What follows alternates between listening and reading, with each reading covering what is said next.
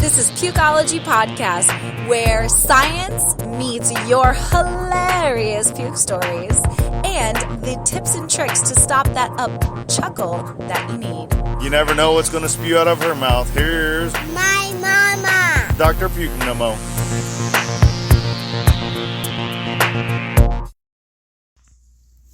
Did you know that 1 in 4 women will have a miscarriage? While I can't take away that pain, I want to give you the statistics week by week of pregnancy, followed by the most common suspected reason why 25% of us will have a miscarriage in our life. Remember, we're in this together, and I have personal stories of beautiful rainbow babies to come. Want no more morning sickness, pregnancy nausea, or how about no more headaches or migraines? Visit our sponsor, nomonausea.com, the only natural way to instantly stop your worst nausea, vomiting, or headaches now. Get 25% off when you use the code PUKE25. Or just place your No More Nausea band on your baby registry for your delivery bag at Bye Bye Baby, or get it shipped for free in just 2 days on Amazon as a Prime vendor.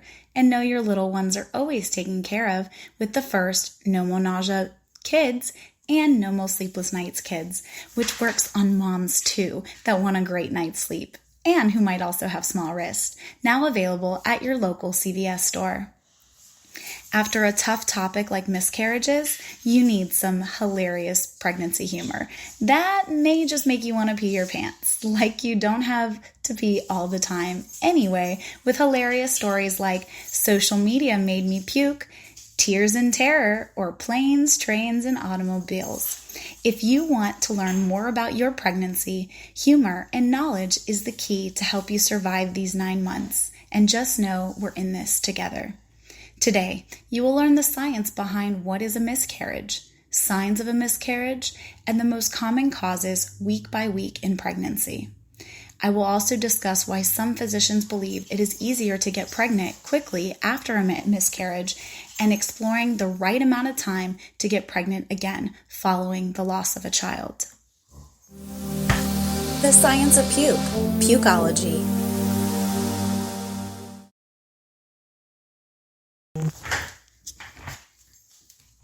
Miscarriages are a loss, and simply put, a loss of a fetus before 20 weeks of gestation.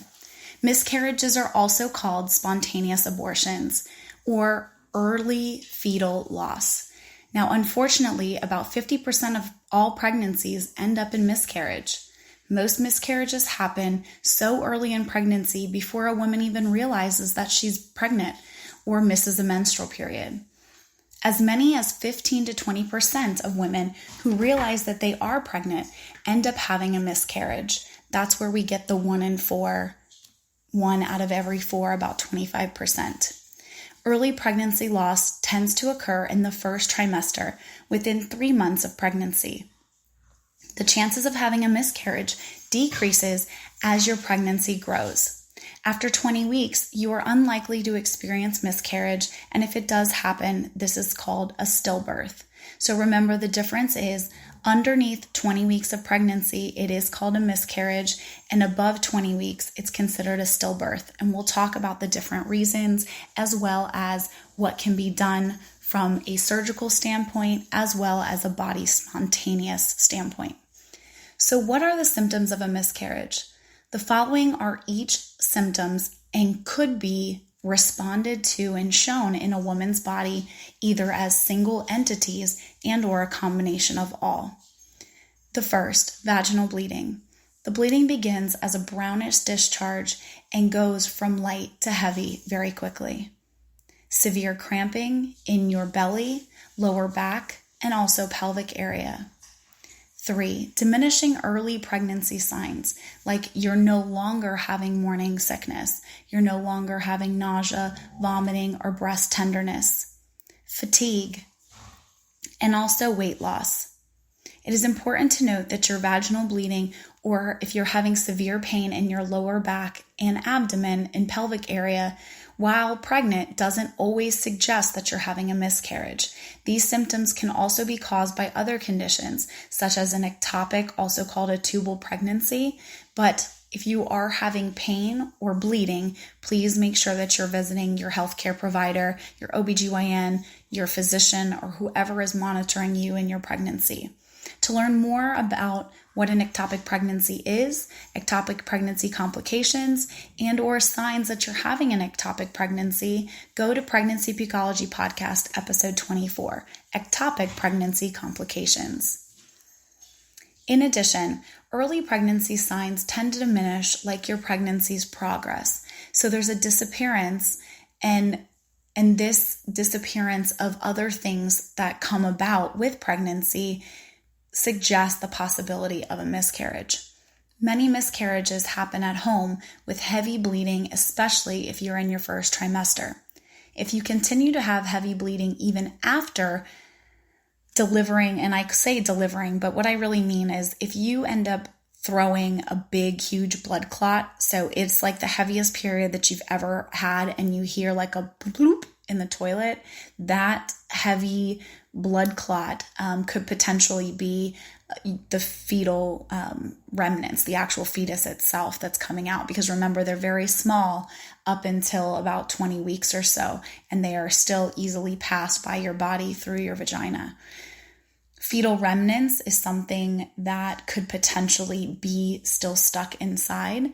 And this baby being stuck inside, if a dead fetus is not removed medically in a procedure called a suction D&C, which is a dilatation and curettage, it's a really fancy way for saying like an internal vacuum and scraping. If it's not done this way and the uterus stays for 4 weeks, the actual unborn fetus, the dead baby, can actually cause a mother's to have blood clotting issues and potentially posing a threat of serious bleeding that her body just can't control. So if you notice heavy bleeding, regardless, please go in and see your OBGYN or your GYN. They will go and take a look. Most of the time, ultrasound in a physician's office will help you to make the decision if surgical intervention is needed by your physician. Please just go see somebody, make sure that all of the remnants are actually gone if you have passed or if you've had heavy bleeding. The other thing that they will do is they will see if they can actually hear a heartbeat. If they cannot hear or see a heartbeat, then you know that the fetus has been demised and or compromised, that it is no longer viable or living inside your body. Versus, remember, with an ectopic pregnancy, that's when the baby hasn't even gotten out of the tube yet. So the actual fallopian tube, which usually runs down with the egg and then implants itself in the uterus and or the baby's home, when it hasn't, it's called an ectopic pregnancy. And the way that we physicians find out is we have very high amounts of concentration of human chorionic gonadotropin hormone, which is HCG. So a lot of different entities that could be causing pain, could be causing discomfort. Just go see your healthcare provider. Make sure that your OBGYN is well understood and to see whether or not surgical intervention is needed. If you are in your late second trimester, early third trimester, and no heartbeat is detected, a stillbirth delivery may be performed. This is absolutely the worst to go into these rooms, to be able to have these patients. There's nothing really that you can do or say. It is when you have to perform, you do an epidural in order to decrease the amount of pain, and then they induce the pregnancy and the delivery, meaning that you pass a dead baby through the vagina. So every hospital that I've ever worked at has an amazing bereavement program. These are for parents that can choose what part, if they want to be a part of a ceremony in honor of losing a child. But the main thing is you have just lost a life. Please get help. If you need psychological help, if you need couples counseling, if you need anything, there are so many people out there that want to help you. And the bereavement programs are just one way of getting you the help that you need. So what causes a miscarriage? Most miscarriages happen due to an imbalance in pregnancy hormones, which results in abnormal development of the fetus. Now, the following factors that can potentially cause miscarriage are chromosomal and gene abnormalities. So a developing fetus consists of a set of chromosomes that contribute by the mother and the father. So the mother has the X, the father has the Y. An extra or missing chromosome can actually lead to abnormal development of the fetus and are usually responsible for about 50% of miscarriages. Chromosomal abnormalities can lead to intrauterine fetal demise, which is basically demise or loss of the baby on the inside, which is an event where the embryo forms, but it fails to develop. So again, the male sperm met the egg, it starts to develop and then doesn't develop anymore, and unfortunately is its own demise. Now, this happens very early in pregnancy and usually before the pregnancy loss symptoms start to occur. A blighted ovum, which is where no embryo forms, that can also happen. A molar pregnancy. In a complete molar pregnancy, the father contributes to both sets of chromosomes, and usually the fetal development doesn't occur. There is also an abnormal growth in the placenta area.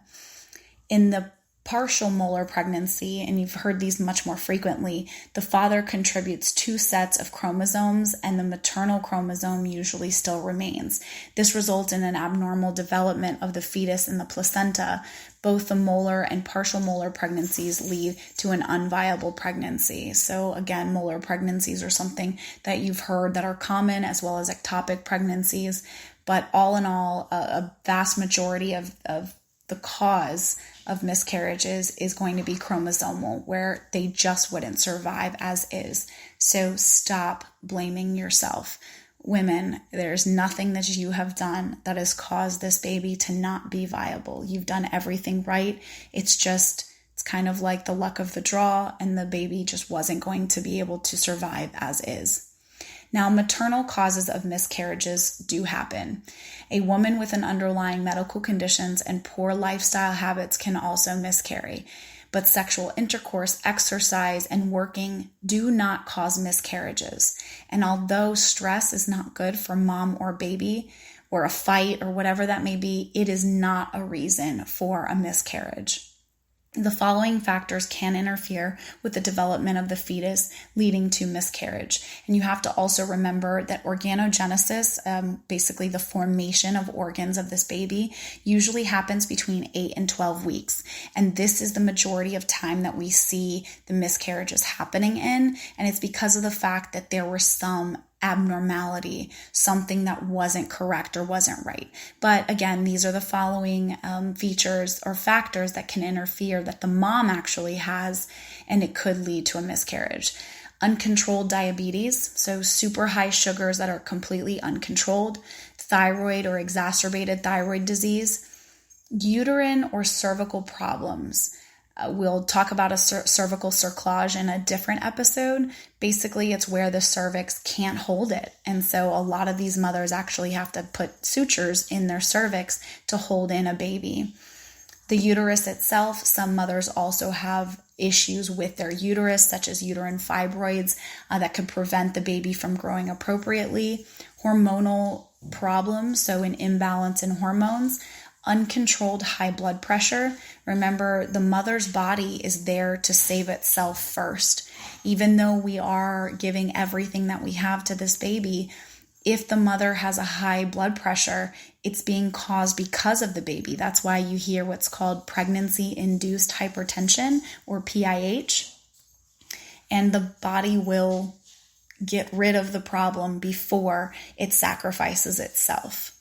Drug and excess alcohol consumption, trauma, horrible car accidents, blunt force trauma to the abdomen, and also obesity can be a potential factor. Now, it's not saying that every woman who is morbidly obese is going to have a miscarriage.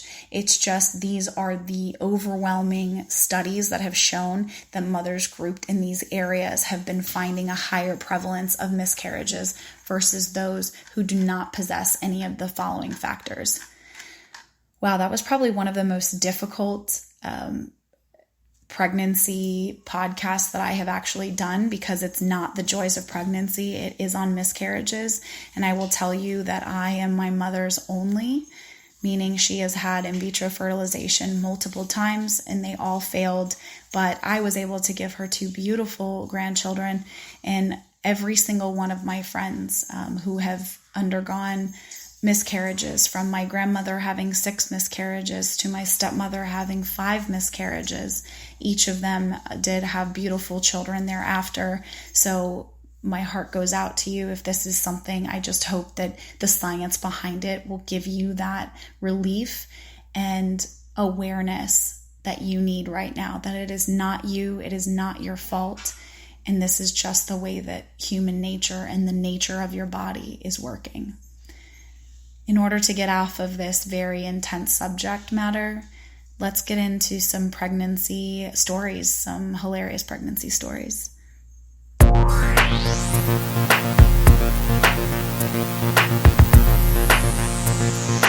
Throwing up on a Tuesday? One puke story. Have you ever heard someone vomit? Or maybe watch it on TV? Well, I'm that girl that will vomit when I see, hear, or think about puke. There was this hilarious Nomo video called Pregnant Princesses Don't Puke. Nomo video called Pregnant Princesses Don't Puke that my Facebook friend said I had to watch. I did it, and the first scene was pregnant princess vomiting in a toilet while the pregnant mermaid rubbed her back. I didn't even get more than 30 seconds into it before I ran to the bathroom. It was for a morning sickness wristband called No More Nausea, so I bought it. Guess their marketing worked, LOL. Thanks so much for sharing that. That is hilarious. I'm definitely going to have to go check it out. Again, that's Nomo Pregnant Princesses Don't Puke. I'm terrified of throwing up. I have never had a hangover where I threw up because I'm afraid of it. Once I got pregnant with my first child, I was so nauseous, but I refused to puke. One day, my hubby and I were watching a Lifetime movie, and I was sobbing as the movie got really good. The snot in the back of my throat made me so sick that I started crying, saying, I don't want to throw up. By the time I got to throw up, I puked for the first time ever. It really wasn't that bad. Thanks so much, Tiff, for that hilarious puke story. Every time I go on a work trip, I wish I could wear a shirt that says, will puke when moving, and on the back says, yes, I'm really pregnant. I just don't look it. That's what happened as I was fully masked up going to my meeting during COVID. I puked on the plane, got onto the train to get into the smaller city, threw up on there too, and the best one was the Uber driver. I had a bag that I had food in it where I gave up my lunch into the backseat of his car. Then he had the audacity to ask me to put my mask back on. I honestly need to get a new job where I don't have to travel. Do you have a hilarious puke story that you just can't wait to share? Send it to me at Pukeology, Pukeology at nomonausea.com, or tweet us at Pukeology so we can all have a good laugh.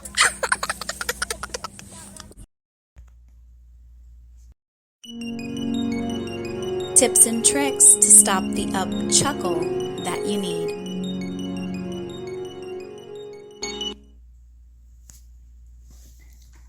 So there is a serious amount of anxiety, depression following early pregnancy miscarriage, and a lot of women, idiopathic pregnancy complications are running rampant these days. And I don't know if it's the combination of food or whatever it may be, but all of my friends, I told you guys, I'm the only one that ended up having natural pregnancies that didn't have to go under IVF or take medication. So with all of this, the chance of having miscarriages are so much higher in this classification of pregnant women who are having what's called idiopathic problems getting pregnant, right? Where we just don't know why. And after a miscarriage, it is just heart-wrenching and heartbreaking because of the depression and anxiety that follows. A miscarriage is an intense period of emotional and psychological loss that tends to improve following several months. It is important to get the help that you need and to be screened for depression and anxiety following a tragedy like this. About 15% experience a clinically significant depression after a miscarriage for up to 3 years. Ladies, it's not your fault. Don't blame yourself. Don't hold back your tears and give yourself time to grieve. It's okay. And as a medical professional, please seek help if you need it. It makes you stronger. When to get pregnant after a miscarriage. Again, this depends on how soon after pregnancy you miscarried. If you had a miscarriage or if it happened so early in pregnancy, you might want to give your body about 2 months to reset itself before starting to make a baby again. You might want to wait a little longer if you miscarried after 12 weeks or had an incomplete miscarriage that still needed a dilatation and curettage.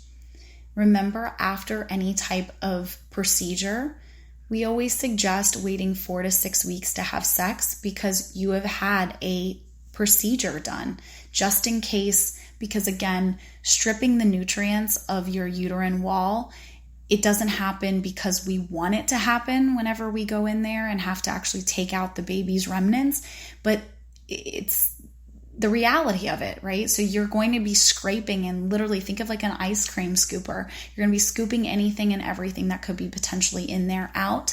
And upon doing so, you may be stripping some of the good nutrients needed in order to harvest and to hold a healthy, viable child. The goal is to get your body back, is to allow your body to come back to its normal cycle. A full menstrual cycle returns 2 months after a miscarriage. So waiting for a complete and normal menstrual cycle ensures that the pregnancy hormones to reduce the levels that they cannot be detected. This also ensures that the uterus heals and returns to normal so that it can get ready for another pregnancy. It is important to have a blood test done 6 weeks after a miscarriage to determine whether or not the pregnancy hormones are low enough. And the reason why we say that is because to make sure that we didn't misdiagnose a miscarriage for a tubal pregnancy and or for any other complications such as extra fetal remnants inside of the mother's body, because the fetus itself, even if there's little pieces, will still be excreting this hormone that is going to be tested by us as physicians to make sure that the mother has had what's considered a complete missed abortion. So some suggest that it's easy to get pregnant after a miscarriage. So why? There are controversial reports on whether miscarriages increase fertility. The truth is, it's not clear whether it is easy to conceive after you've had a miscarriage. If you've experienced miscarriage very early in your pregnancy, it might be very easy for your body to get pregnant again because your body will take a very short period of time to reset your menstrual cycle. And this is all a data published through Obstetrics and Gynecology, which was found from the 2016 study of the National Health Institute. But they found that 7 in 10 women tend to conceive within 3 months of a miscarriage. And as we said, it takes 2 full cycles to get your menstrual cycle to come back together again. And that's exactly what we want. So ladies, there are beautiful stories of incredible women who get their rainbow baby, and rainbow baby just means they're light at the end of the tunnel when they've had this fetal death, when they have been connected with the baby that they have lost. They have another one, and that baby that you've lost is never to be forgotten. It's not to be replaced, but for you to understand that there are beautiful stories and that you may be one to get your rainbow baby that you've desired. I know that was an intense podcast today where we went through just about everything from the science behind what is a miscarriage, signs of having a miscarriage, the most common causes week by week, and what it's determined as a miscarriage under 20 weeks or a stillbirth over 20 weeks. And I hope that as a physician, I was able to make it just a little bit easier for you to understand when is the right time to start planning a pregnancy again, and or if you may be more fertile right after a miscarriage. So to give you that hope, to give you that rainbow baby that you've always been there and dreamed of. If you respect and treasure the amount of data that I've given you, the answers that we know that are best known to the pregnant population, and if you love Pregnancy Pukeology Podcast, give me a 5-star likes for ratings or hearts. Don't forget to download this episode, ladies, but more importantly, share it with all your prego friends. Thanks again for listening to Pregnancy Pukeology Podcast, episode 51, Why Do Miscarriages Happen? See you next time. Pukeology Podcast, edutainment at its finest.